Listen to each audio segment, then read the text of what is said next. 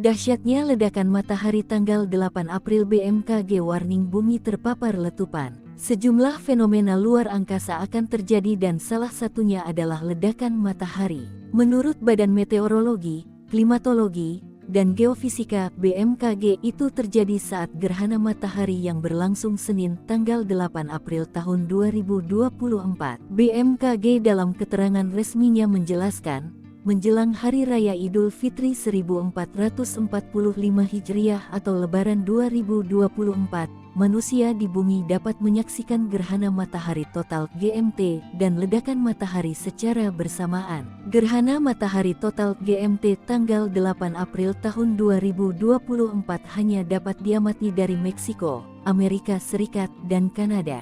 Menurut National Center for Atmospheric Research (NCAR), saat peristiwa GMT akan terjadi ledakan di matahari. Matahari tampak meledak-ledak, demikian dikutip dari laman BMKG, Sabtu tanggal 6 April tahun 2024. MKG menyatakan pihaknya akan memantau kemagnetan bumi secara kontinu.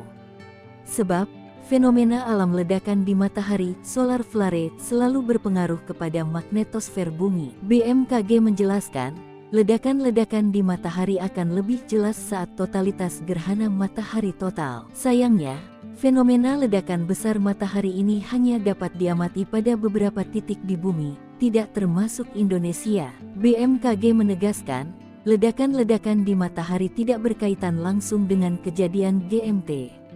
Ledakan hanya dapat disaksikan di daerah yang terdampak GMT.